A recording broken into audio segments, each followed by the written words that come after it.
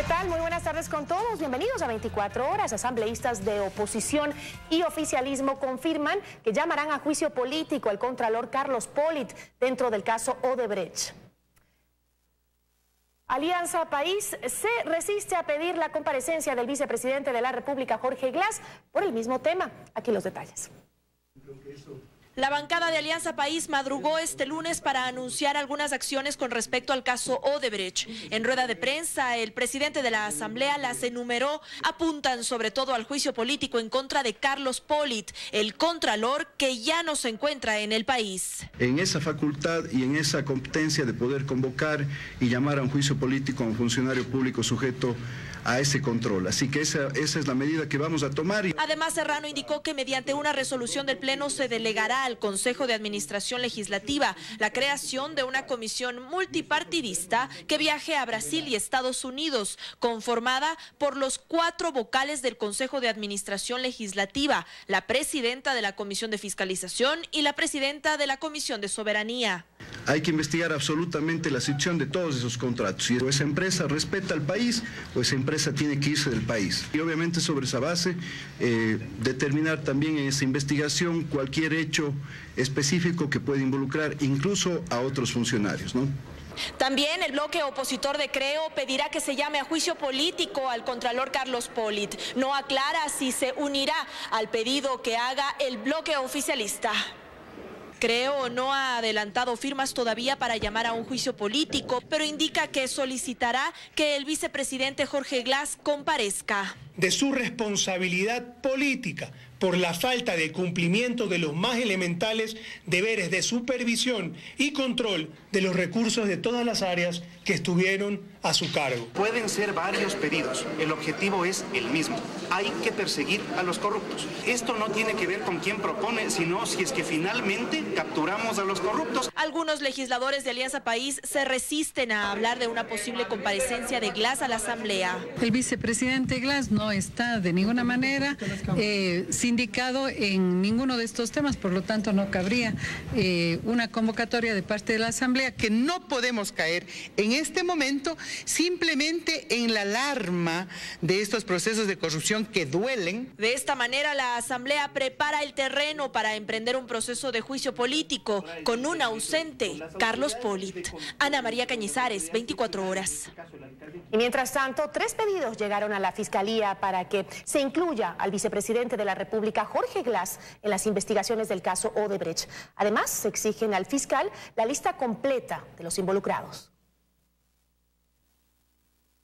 Con carteles y peticiones, el movimiento Unidad Popular pidió al fiscal que vincule a las investigaciones del caso Odebrecht al expresidente de la República, Rafael Correa, y a Jorge Glass, actual vicepresidente. Se trata de investigar a los peces gordos, a quienes le entregaron contratos a Odebrecht por $4.400 millones, quienes ahora son vinculados por la prensa brasilera como beneficiarios en el financiamiento de la campaña electoral del 2013. También llegó César Montúfar con su abogado, donde presentaron un documento a la Fiscalía para que vincule al vicepresidente de la República, se le pueda formular cargos y se le dicten medidas cautelares. Sería realmente nefasto para la salud pública el que tengamos un vicepresidente que no esté en el país antes de que la justicia haya iniciado ya acciones. Por su lado, la asambleísta de Creo, Suma Mae Montaño, también acudió a la Fiscalía General para hacer un pedido similar, pero también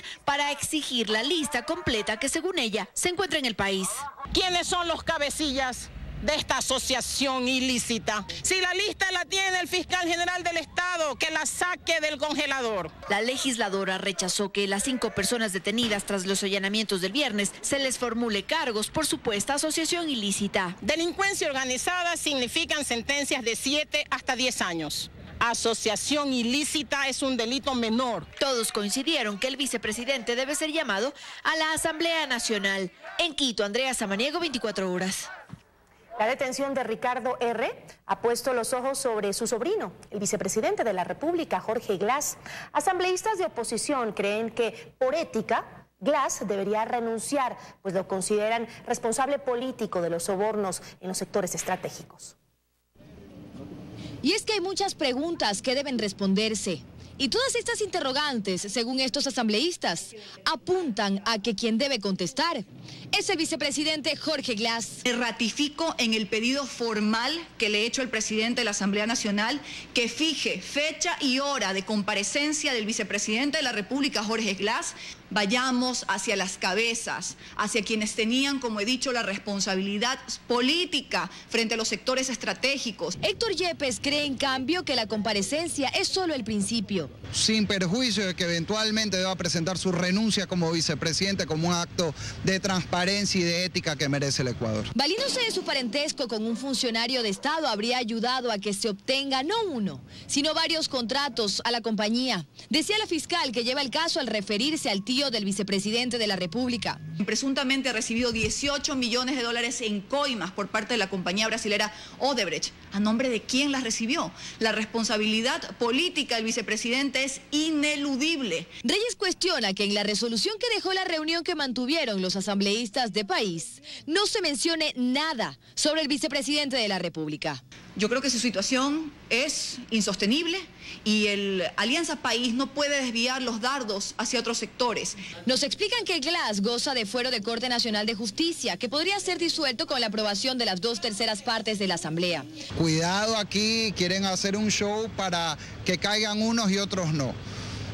No nos adelantemos a los hechos, pero lo importante aquí es que se descubra toda la verdad. Dicen ambos que esta es la oportunidad de que el gobierno demuestre de qué lado está. Para ellos, las expectativas se centran en la forma en la que manejarán el caso, caiga quien caiga. Dayana Monroy, 24 horas.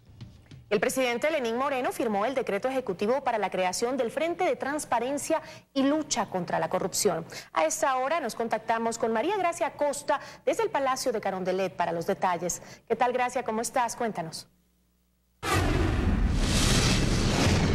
¿Qué tal, Gisela? Amigos, buenas tardes.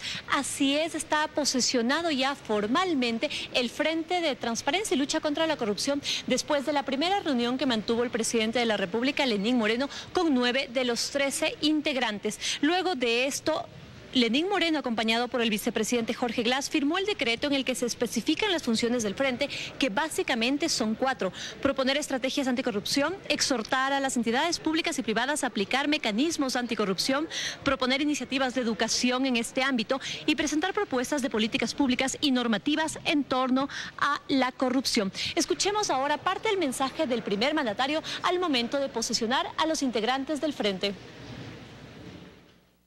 Cero tolerancia a la corrupción. Ese es el sentir que se escucha por todos los lugares, por todos los sitios, por todas las provincias, los cantones, las parroquias. Señoras y señores del Frente de Transparencia y Lucha contra la Corrupción, les pido que observen con lupa los casos donde existan sospechas de corrupción. Actúen completamente, sin presiones, con apego a la ley. Señores miembros del Frente de Transparencia y Lucha contra la Corrupción, cuenten completamente con nuestro respaldo como gobierno, con el apoyo moral de todos los compatriotas y nuestra gratitud por aceptar esta invitación. 4 de los convocados por el presidente de la República no acudieron. Ellos son Fabián Corral, también Julio César Trujillo, Francisco Borja y el arzobispo de Quito, Fausto Través. Con respecto a este último, el presidente Lenín Moreno cuestionó que no haya aceptado, pues manifestó que la Iglesia tiene que asumir su responsabilidad de la misma manera como lo hace con los feligreses. Quienes sí llegaron recalcaron que su labor no será la de investigar, sino los puntos que dijimos antes, básicamente proponer políticas públicas. Escuchemos sus palabras.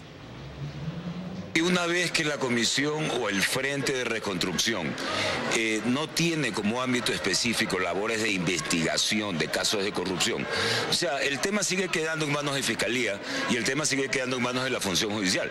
Entonces ya no es tema propiamente de la comisión. La comisión lo que deberá hacer es hacer la coordinación necesaria, hacer el seguimiento necesario y de ameritarlo hacer algún tipo de exhortación u observación.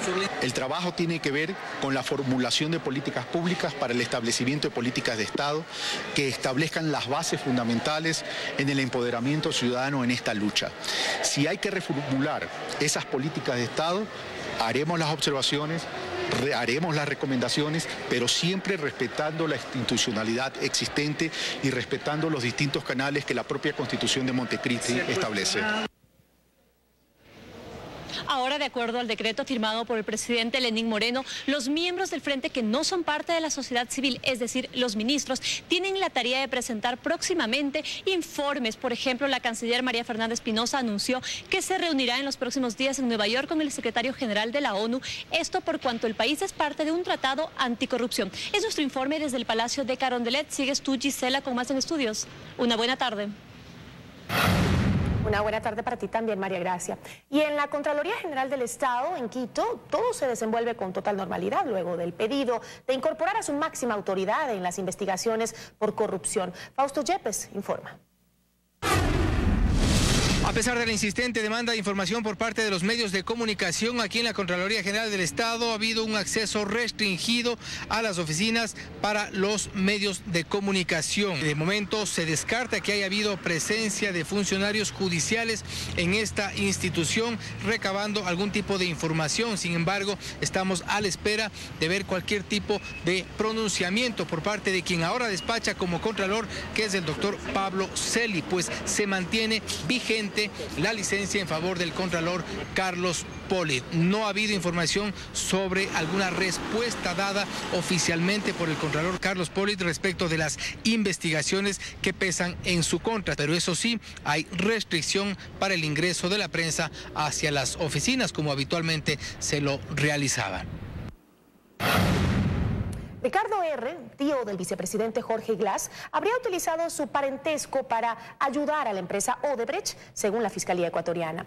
Él, junto a 5 personas más, son investigados por presunta asociación ilícita. Varias empresas están también en la mira de las autoridades.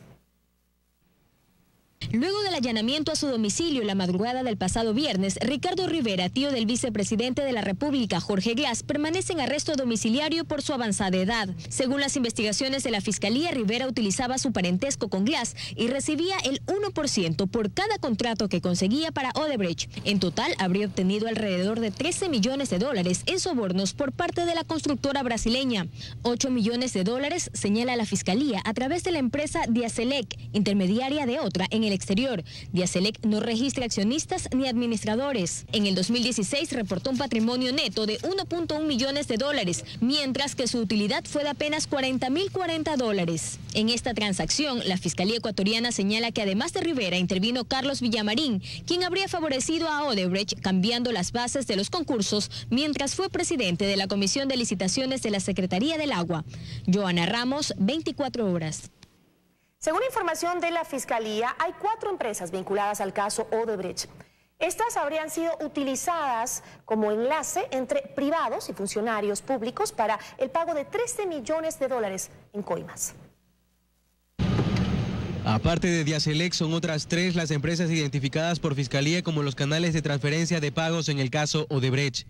Transpiace, Serviconsity y Equitransa figuran según investigaciones de la Fiscalía como proveedores de la transnacional brasileña. Las 2 primeras han sido identificadas por el SRI como empresas fantasmas. Sin embargo, los datos más reveladores giran en torno a Equitransa, de propiedad de Kleiber Verduga y administrado por Antonio Catagua, ambos detenidos para investigaciones.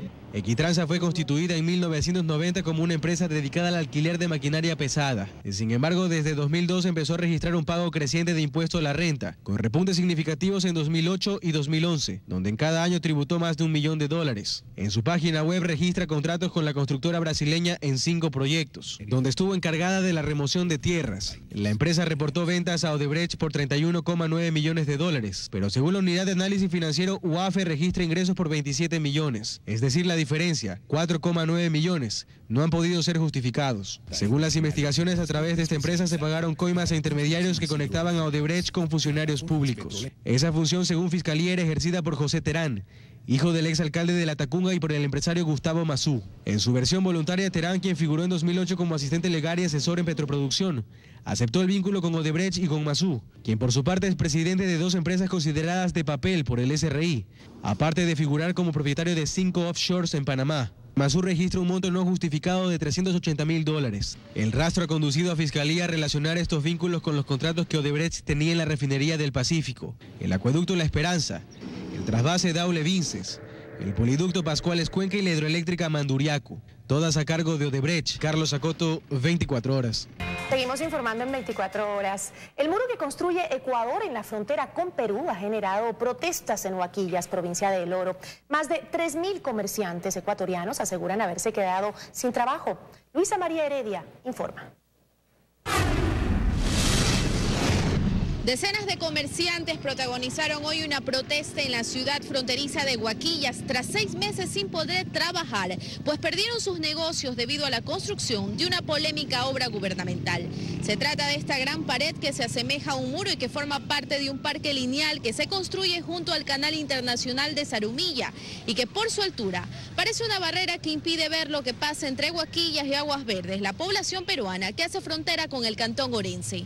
Para edificar la obra que comenzó a levantarse hace 45 días y que tiene 1 kilómetro de extensión y 3,5 metros de altura, cerca de 4.000 comerciantes dedicados a la venta de insumos agrícolas, víveres, madera y otras mercaderías fueron desalojados paulatinamente, lo que ha mermado la actividad comercial que existía entre ambos lados. Las mercaderías ya no se pueden comercializar. Tras varios intentos de diálogo, los comerciantes se concentraron hoy frente al muro y salieron en caminata rumbo al municipio para desde allí pedir la atención del presidente Lenín Moreno y la construcción de un mercado donde puedan ser reubicados. Cabe mencionar que el gobierno de Ecuador invierte más de 4 millones en el proyecto que apunta a regenerar la zona para reactivar el comercio y darle a los turistas un espacio que podrán recorrer. La culminación del Parque Lineal de Huaquillas está prevista para el mes de septiembre.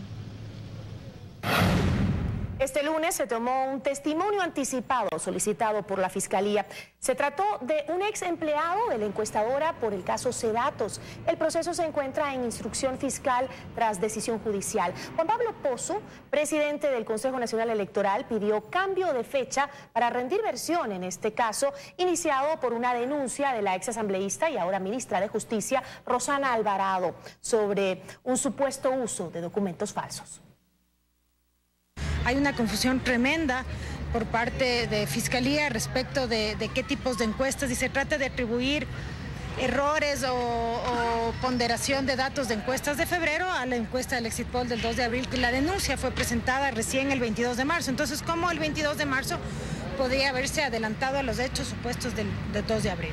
Pese a que está pedido por varias ocasiones, no se ha nombrado un perito técnico experto que pueda explicar ni a Fiscalía ni a los jueces qué es lo que pasó aquí. A la final sigue siendo un tema confuso. Y el ministro de Finanzas, Carlos de la Torre, dará a conocer esta tarde las cifras de la economía ecuatoriana. Lo hace en cumplimiento del anuncio del presidente Lenín Moreno, quien dijo en su primer diálogo con la prensa que se hace un diagnóstico de los números que recibe el nuevo gobierno previo a algún pronunciamiento en materia económica. 6.2 grados en la escala de Richter se registró esta mañana en la frontera entre Ecuador y Perú. Según información del Instituto Geofísico, hasta el momento no hay reportes de víctimas ni tampoco de daños. Y el Comité de Operaciones de Emergencia de Loja evalúa las posibles afectaciones. El ECU 911 recibió llamadas de consulta en varias jurisdicciones del país donde se sintió el movimiento. Machala, San Borondón, Loja, desde donde se realiza un monitoreo permanente de las zonas de influencia de este nuevo temblor.